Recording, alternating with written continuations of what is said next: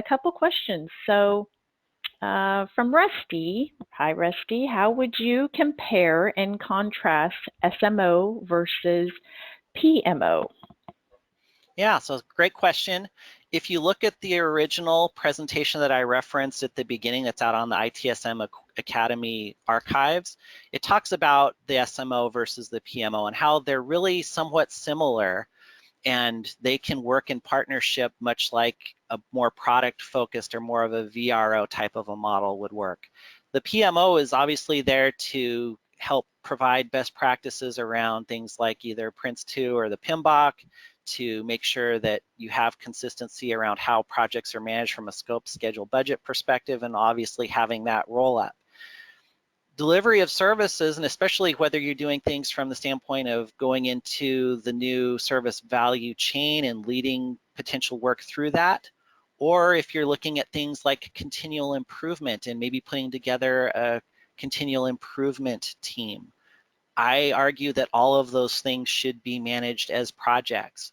Changes that are made to projects, especially once we've chartered the project, should be using the same ITSM practices and processes. And it's interesting too, because project management is actually now a practice that's identified inside of ITIL 4, where in previous versions it wasn't so much necessarily. As alluded to and kind of talked about, well, project management should work with design coordination, but we really are calling it out more specifically now as a practice that we want to incorporate into the ITIL 4 model. So I think the PMO absolutely still has a purpose depending on how your organization is structured, and you should be doing a lot of this work to improve or to work through your different value chain activities potentially as a project. Great, thank you. We've got a question from Jason. Our IT organization is moving to a run and change groups, with run being the keep the lights on, run maintain group, and the change group working closely with the business developing the tools and technology for both present and future growth. How does the SMO and the VRO fit into this model? Is it overarching? Yeah, I think so. I think it is overarching. I think it needs to include all those things. And again, it's ultimately all about value co-creation and realizing value. And we don't realize value for the customer until we are running or until we are operating. And it's interesting, talking about run versus change. I worked in a very similar type of organizational model in my past history, where we had kind of the structure of measuring how much time are we spending and how much work's going into, we call it keep the business running, versus how much goes into keeping the business evolving, which is more of the change part. So very similar idea, it sounds like there. And I would say the SMO should be playing a role in helping to improve the practices, and maybe even you have separate communities that are focused on different aspects or different elements of those. I think that that's good. And then part of, I think, one of the main critical success factors or objectives and KPIs that you could measure progress around is, if you're in an organization, what is your current baseline? Do you know how much money and how many resources and how much time is being spent in the run space or keep the business running space versus the change piece and trying to help drive that change? And over time, ideally, if you're becoming more efficient and more effective in your practices and in your ability to improve, that should continue to slide to where hopefully you can spend less of your dollars and resources running and more of your time supporting the change piece of that. Right, and we do have a couple of y'all asking about the slides. As you know, they will be available in the recording on our website. Lots of great comments coming back. Thank you so much, Jeff. So for those that have those questions, yes, of course, they will be uploaded onto our website soon as we get the recording. I do have a couple other questions, though. So all the slides were very helpful, Jeff, which is great. I have one from John. It sounds like the practice of the CMO needs to start with the CIO and executive leadership. Have you found a bottom-up approach successful in terms of building a service management function and a cross-divisional culture?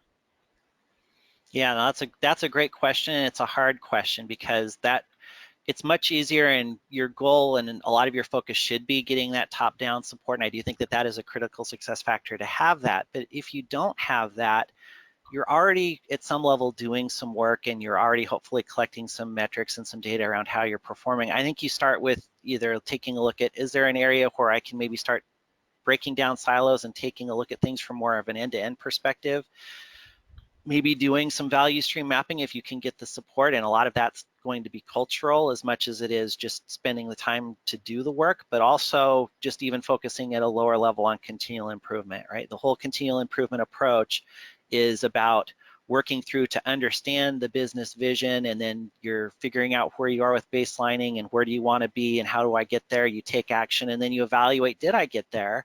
And hopefully you can have some type of benefits realization analysis. That's one of the templates and one of the key things that comes out of ITIL practitioner class, to then show the value and keep the momentum going. So I think you need to, while you're looking at the big picture and trying to get that bigger C-level top-down support, go take action, go try and drive some continual improvement, go stand up continual improvement backlogs in your organization and make those very visible, and actually move some things in your structure from your backlog to work in progress to done, measure the benefits and the value of getting some things to done, and that can help your organization build some momentum. And especially if it's tied to some type of larger business outcome or business result, that should get your C-level's attention. Great, thanks. Perfect.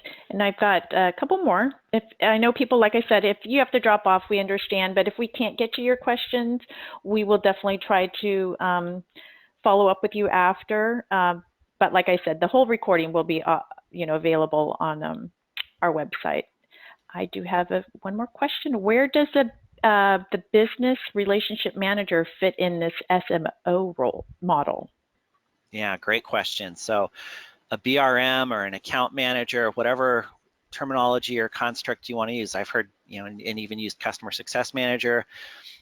You definitely need to have that overall engagement and flow of understanding your customers as part of defining value outcomes, costs, and risks. That shouldn't just be something that IT goes into its silo or into its organization and tries to figure out on its own and make assumptions about what the customer is looking for. You absolutely need that role and that practice of relationship management to be a part of this whole conversation. So it's not necessarily that I would say that those people should be solid line reporting into an SMO. They potentially could, depending on how you want to be structured. But ideally, you want those people to be embedded with your different customer representatives or business unit directors or whatever level of conversation you're having, and making sure that you're bringing those into all of the stuff we talked about today, right? The digital transformation isn't just IT doing an IT transformation. It really is business transformation, and there's different aspects of that, but ultimately your business relationship management is there to make sure that the current state capabilities of the organization are clearly being communicated to the customer, and then the customer feedback and customer satisfaction and the measurement of that and those changing requirements. We need to be on top of that and make sure that as we're working through our different product and service life cycles, that we have the ability to make sure the customer's getting that feedback and that input back in real time, right? We don't want that to be something that we wait 6 months and do from more of a waterfall approach, where we need that speed as that metric. We need to deliver value faster. And if you think about it, even from an Agile perspective, right, you're hopefully at the end of 2 weeks, if you're doing Scrum and doing a sprint, you're delivering some potentially releasable product that you can demo and get feedback on. It's the same type of idea. So BRM, relationship management, account management, customer success management, all those ideas, or those, whatever you name those roles, need to be a part of this all the way through. No question. Great. Thank you. We've just got a couple more. So if people want to still stay on, I just wanted to let everybody know the next webinar will be September 19th, Thursday, same time, 11 to 12 p.m. Eastern Standard Time, with Jeff Brumberg. And the topic will be the future of service and support, a brave new world. So I just wanted to let those people know that if you do have to drop off, we understand. But we have like maybe 1 or 2 more questions, Jeff, if you're okay with that. I am. Okay. Yeah. The SMO sometimes gets a bad rap and is perceived as aloof and bureaucratic. What steps can you modern SMO take to lose that reputation? Yeah, great question. And again, I alluded to that a little bit earlier in the presentation, right? We don't want, and kind of taking about the future state of the SMO versus where we were and potentially in the past, and don't want to paint with too broad of a brush, but I really do think that in the past, some SMOs were really there to just look at enterprise process governance and to, to kind of create the rules and say, you need to follow my rules. And we don't want to be that way, right? And it's not about the process, it's in managing the processes. It's really about making sure that we're delivering value. And if you're getting that type of feedback, I would argue that your process owners and process managers aren't doing a good job. They aren't being customer oriented, and you don't have a good process if the people that are actually the process practitioners or the people that are carrying out the activities of the process, if they aren't advocates for the process and don't like the process, then you're not doing the right things. So you need to think about that. And I think setting up continual improvement backlogs, if I'm a process owner, that's one of the first things I need to do, and be engaging with my key stakeholders and figuring out what do I like versus what do I not like about the process, what needs to improve, and collecting that feedback and then taking action and acting on it and making those changes based on trying to turn those naysayers or those people that don't like the SMO or don't like our processes back into advocates. And that's even going back into relationship management and building those relationships with those stakeholders, whether they're internal to your IT organization or whether they're external in the business or even potentially external as customers. Great, and I've got like maybe one or two more questions. So like I said, everybody's had some great feedback and says looking forward to getting the recording. So give me one more second. I've got one or two more we're answering. How to minimize duplication of efforts between SMO and service desk operation.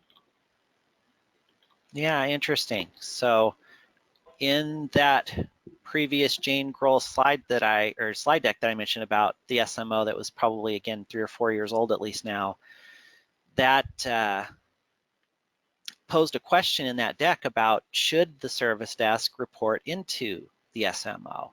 And it's an interesting conversation. I think it depends a lot on the maturity of your organization and how you're running your processes, but I've seen a lot of organizations in my past history where the service desk really isn't doing all of the things from a user interface perspective and being the front end of our processes like incident management and even potentially communicating things from a change management perspective to the customer at the level that they should be. So I absolutely think whether it's a solid reporting line that I think that previous slide deck kind of alludes to is a good idea to have the service desk report into an SMO potentially, or whether it's some type of dotted line structure. Part of the SMO developing that subject matter expertise should be then teaching other people how to fish.